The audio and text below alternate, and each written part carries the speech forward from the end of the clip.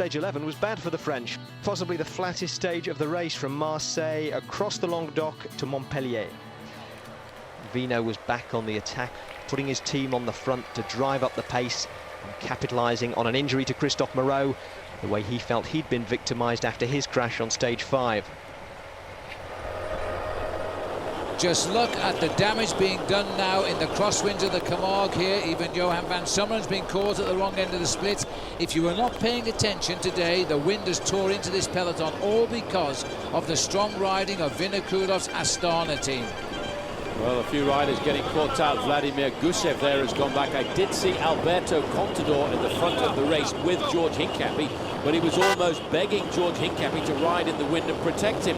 He's a young rider, Alberto Contador. We've seen him ride superbly in the mountains, but he's not yet, I don't think, Phil, learned the technique of riding in the crosswinds that we're experiencing here. What happened there was they brought that breakaway back by almost a minute with that reaction. But I've got a feeling they've turned the power off again.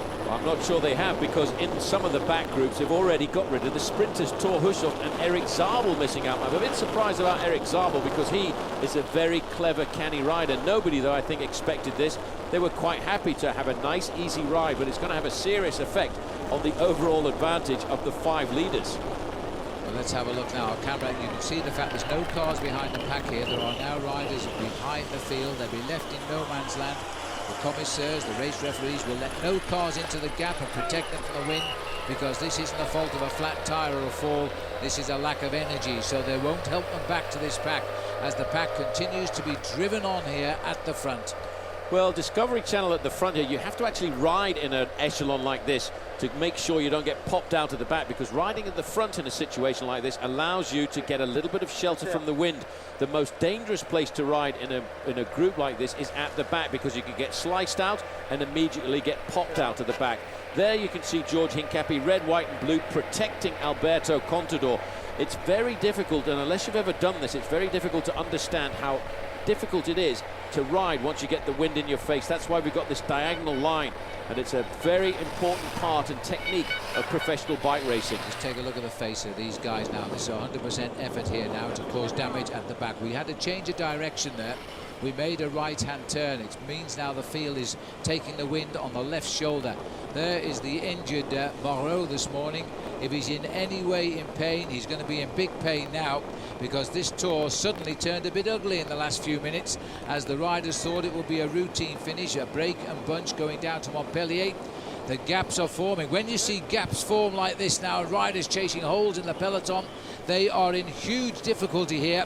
This has caught a lot of riders unexpected. Moreau, caught at the back, was comprehensively uncoupled from the main group, lost 3 minutes 20 at the finish in Montpellier, and pretty much any chance of making the podium in Paris. But someone else has just chunked down the right-hand side of the road. This could be a big surprise. Look at Quick Step. They cannot panic. It's a right. It's Vinokurov. Well, look at that. Go for it, Alexander. 3.9 kilometers.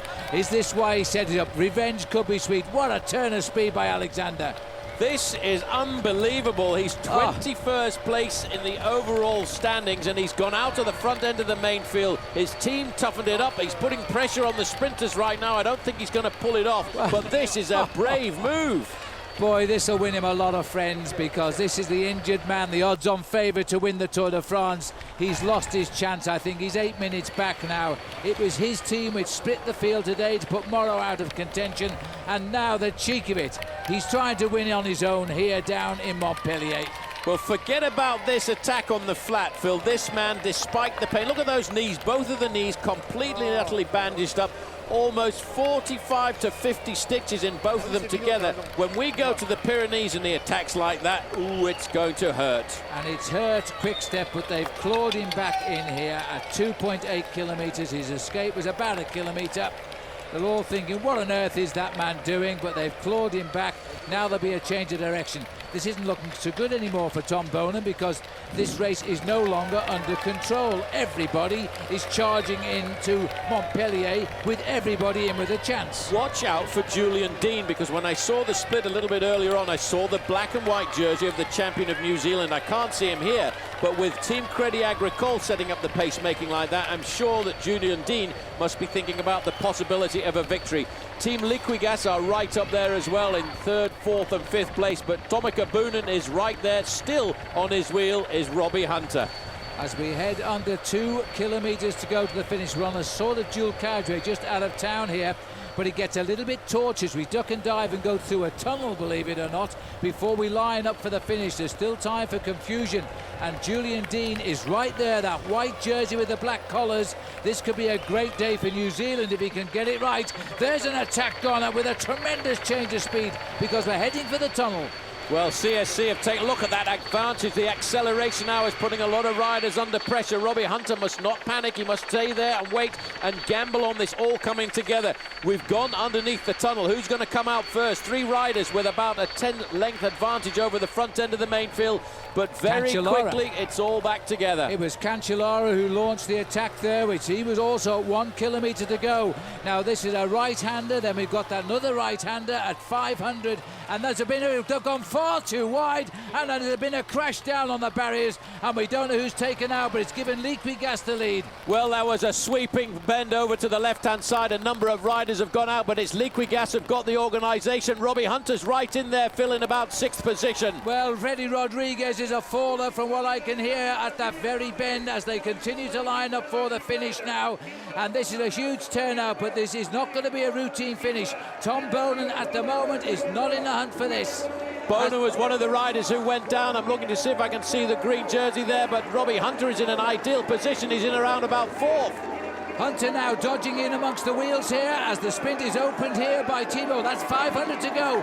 Hunter springs wide here. The rider's just about holding the line. Bonan and Rodriguez down in the sprint. Robbie Hunter now is heading for his first ever victory in a stage of the Tour de France. Barlow World are having a dream tour. Can he hold on? This will be a special win. He's being challenged. He's got it on the line. Robbie Hunter scores for South Africa. The wildcard team have got a second stage win, but the sadness is that Bonan and Rodriguez down on that corner. Well, they came around that corner in an unbelievable speed, and they were caught out, I think, by the severity. But what a brilliant sprint by Robbie Hunter. He was right at the front, and he was never very far away. This is the crash. We're having a look down who's on the ground here. A linker over on the left-hand side. That's Freddie Rodriguez who's gone down. Julian Dean went down as well. There he is in the black and white, the Kiwi. Ventoso has gone down also, but this was the chaos inside, and this is Frank Schleck. He was also involved. He was at the front end of the group, and that's not really a place where he should have been. Well, Marcel Seberg, the tallest man in the race, was down there as well. Freddie looks a little bit stunned. These are the riders coming in now. Let's hope that they're all okay. Julian Dean was right in the position there.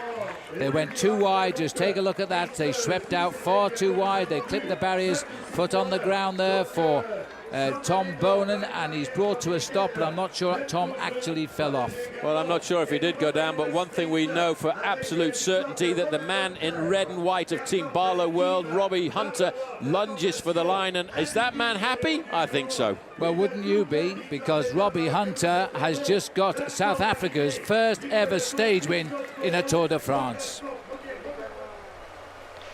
A tranquil day in yellow for Rasmussen, but that was about to change with news coming out of Denmark overnight. It was late in the evening when the story broke. The Danish Cycling Federation had suspended Michael Rasmussen from representing his country. By morning, word had got round and the media camped out outside his hotel. With the rumour mill grinding through the gears, it was clear that the yellow jersey was going to be under extraordinary scrutiny. The facts, though, were unclear. Just how many doping tests had he missed, and would he still be able to complete the Tour de France? At first, Rasmussen took the easy way out, smuggled into his team bus. He gave the waiting press the slip. They went away empty-handed. At the start village, though, 15 minutes later, Christian Prudhomme was spitting feathers, incensed that his tour was being dragged into this particular quagmire. Quelques interrogations me semble-t-il légitimes à ce stade. Pourquoi maintenant, alors que l'avertissement date du 29 juin? Pourquoi M. Voreux a-t-il attendu le 19 juillet au soir en plein Tour de France, avec Rasmussen en jaune, pour donner ces éléments qu'il avait à sa disposition à la fin du mois de juin. Pourquoi ne s'est-il pas exprimé le 30 juin, le 1er juillet, le 2 juillet, en tout cas avant le départ du Tour de France? De quels éléments la fédération danoise et l'UCI disposent-elles pour prendre cette décision? Y a-t-il des informations supplémentaires qui expliqueraient cette décision? Informations postérieures au 1er juillet, puisqu'encore une fois, le 1er juillet, Rasmussen a participé à son championnat national organisé par la fédération danoise, dirigée par M. Jesper Voren. Qu'il donne ces éléments supplémentaires, qui ne sont pas en notre possession, qu'il vous donne ces éléments supplémentaires. Faute de ces éléments, Rasmussen sera tout à l'heure au départ de l'étape. Je vous remercie.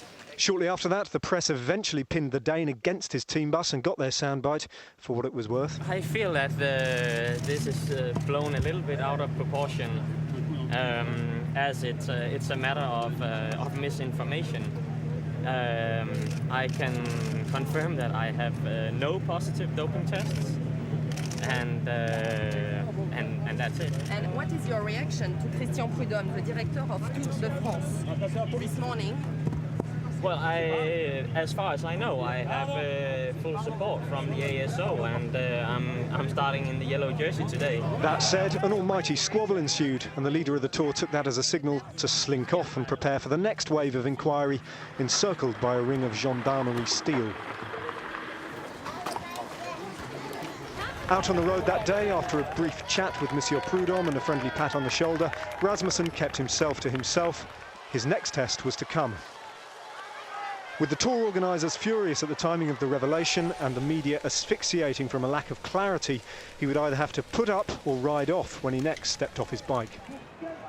Within seconds of crossing the line, there was a quick visit to the doping control, one appointment he presumably couldn't fail to keep, and after a brief and somewhat sheepish outing onto the podium, he then went to face the questions. Could you explain the circumstances of these missed doping tests? Well, I think it will be rather complicated to mention dates and the explanation in each single event. But the case is that Anti-Doping Denmark, they receive information from the UCI database. So if that database is not updated, there's a chance that the two agencies will show up at the same time, and that's why the warnings, they accumulate quite fast. It's very important that these details are exact. Otherwise, these grey areas become very, very serious. Yeah, and I admit I made a mistake, and I received a warning for that. Those are the rules, and I accept that warning. And with that, he was away, dragging with him more questions than answers.